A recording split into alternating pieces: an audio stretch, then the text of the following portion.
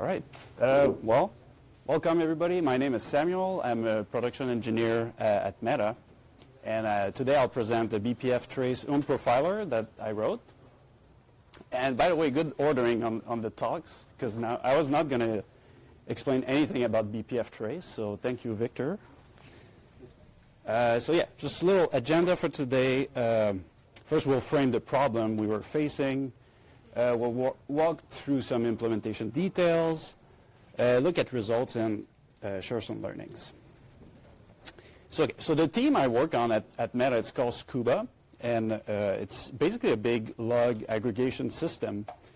We have a real-time data ingestion pipeline, and we have a query-side component. I'm sure probably many of you guys have used similar systems. You can think of Elasticsearch, Splunk, I think it's Amazon CloudWatch.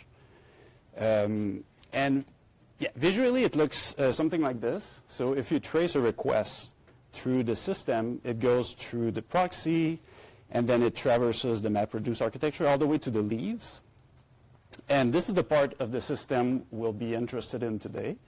The leaf, you can think of them as basically distributed database servers. And as with any good database servers, we have memory issues. So we have too many OOMs.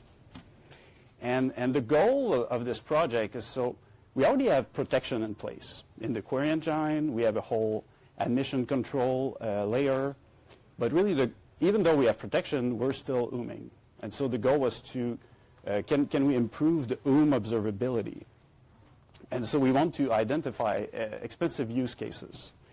And a use case, you can uniquely identify them with this triplet that I put here, basically table, source, SQL.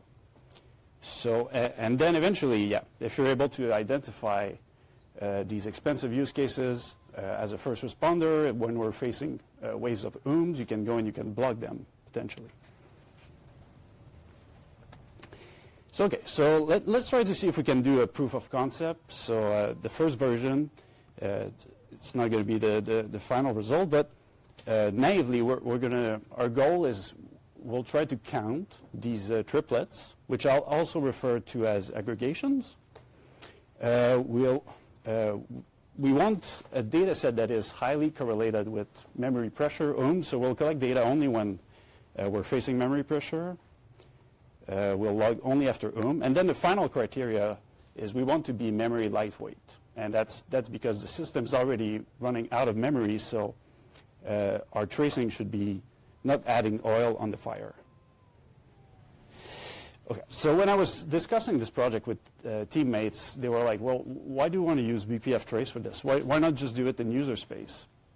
So it turns out in our environment, we have this thing called FBOOMD, and this thing is responsible for killing processes that use too much memory.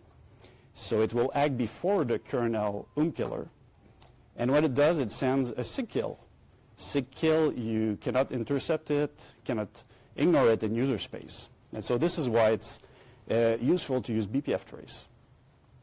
And what we do here, we have the Bpftrace snippet. We intercept the trace point for the signals, and then we just check our condition. Was it sent to our Scuba process? Was it signal 9? And did it come from OOMD? Yeah, a bit more on OOMD. It's open source. It's deployed on every machine as a systemd service. And really the reason for its existence was to have better control over what gets killed, and mostly to avoid killing these golden Facebook processes that exist on machine that would render the host basically unusable.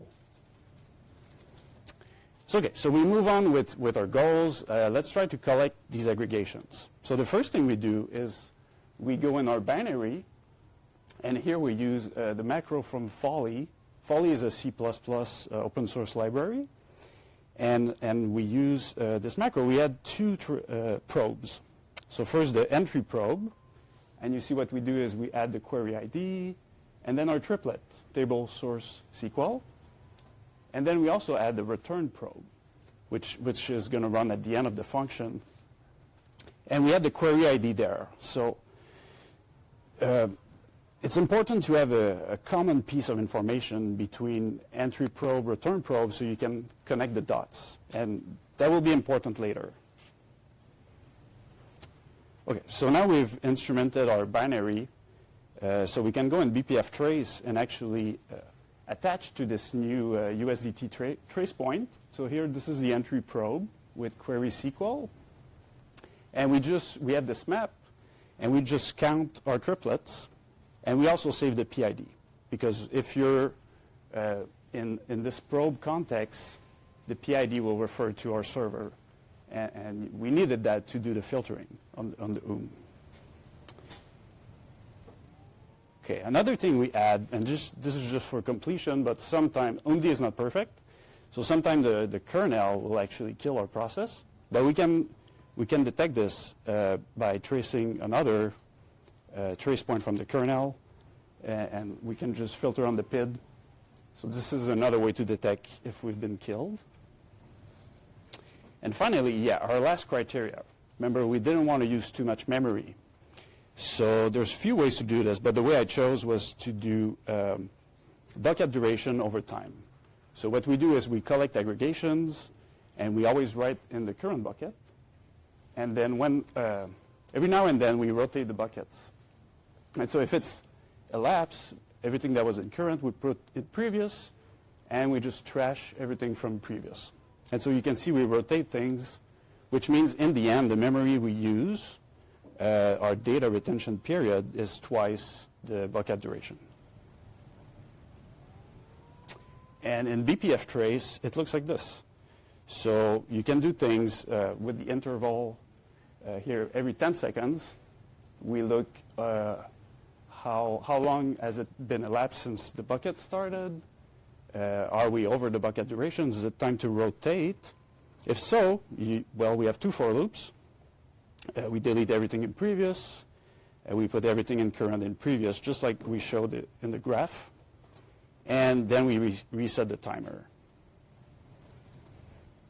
So that's not a perfect implementation, mostly because traffic pattern over time are very variable. So maybe during one bucket duration, we got a ton of queries. Another one, we have almost nothing.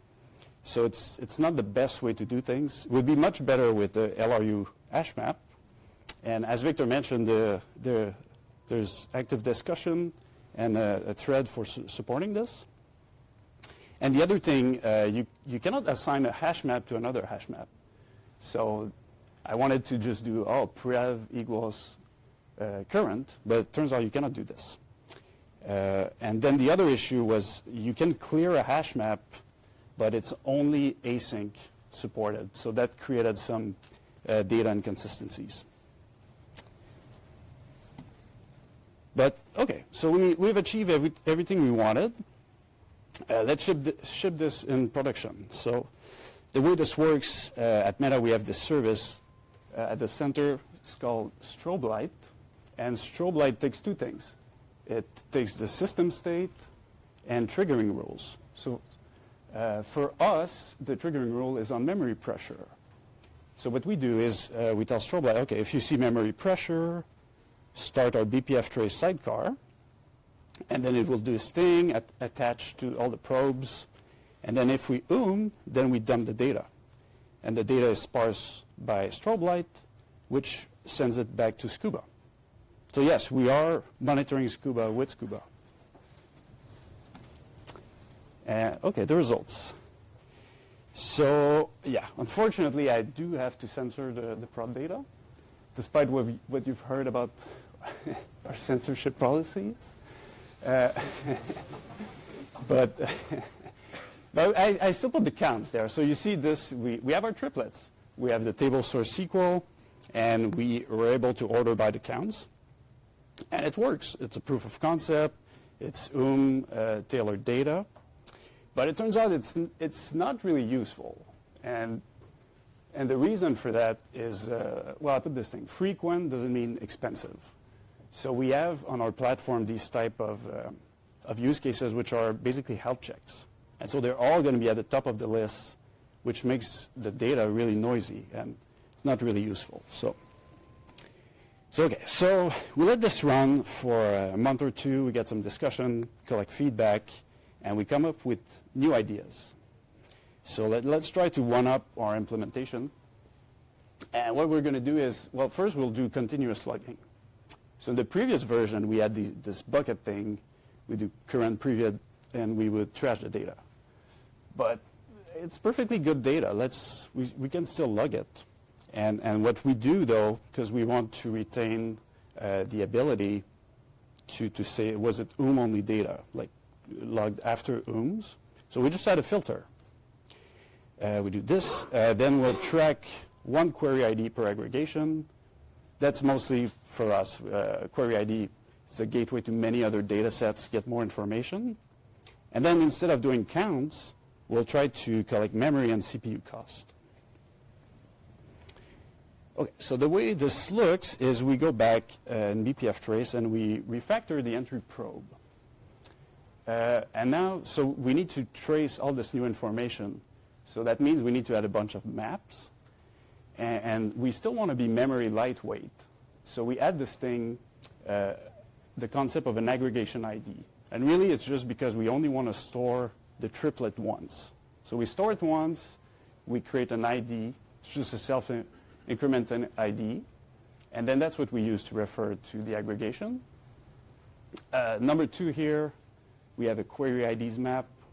It's just a map from aggregation ID to query. And finally, we add a temporary map, and this is just so we can connect the dots between entry probe and return probe. So this is important in the next slide. And it's mostly so we can track memory and CPU for the aggregation. So we use our temporary map, we retrieve the aggregation ID, and then we use the built-in from Bpftrace, which computes rolling average. So we do that for both memory and CPU. It's okay. Oh yeah, and finally, sorry, this is a bit of a big slide. But the last thing is continuous logging. So we refactor. This is the code where we were previously rotating buckets. So instead of rotating buckets, now what we do is we iterate through the aggregation. We get the counts. We get the total cost in terms of memory CPU. It's just the average multiplied by the counts. And then we log it. But then we add our filter. Our filter is important so we can detect was it after OOM data or not. And then get more results and more censorship, but we have two new columns. We have memory and CPU, and here you see it's ordered by memory. And it's arguably much better data because it's not such a naive way to estimate the cost. And but we still have a bunch of open questions because I shipped this thing 2 days ago, so I didn't really have time to look at the data. So it's like the follow-up. So how to best use this data set? If you find like a top suspect, how do you confirm that it's actually a problematic use case? Some people are suggesting just replay it and see if you crash prod, but I'm not sure that's the best idea. But yeah, so we have to play with this, find how to best use the data set, and eventually maybe we can build some automation to do the policing efforts. But yeah, that was my first Bpftrace programming experience, and it's really interesting to work with this technology. It's like basically coding with hash maps, I would say. And I just want to say a big thank you also to Danielle and Jordan. They really helped me answer all my questions and do troubleshooting, so thank you a lot. And yeah, I mean, it's probably not the best crowd to preach for Bpftrace. I'm sure you guys all are all interested, but if you're a system engineer, I think you should really spend time, learn this technology, and add it to your toolbox. So, yeah, thank you.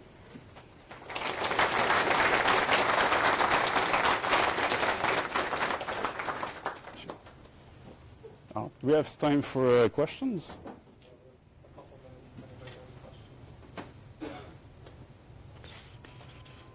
Cool.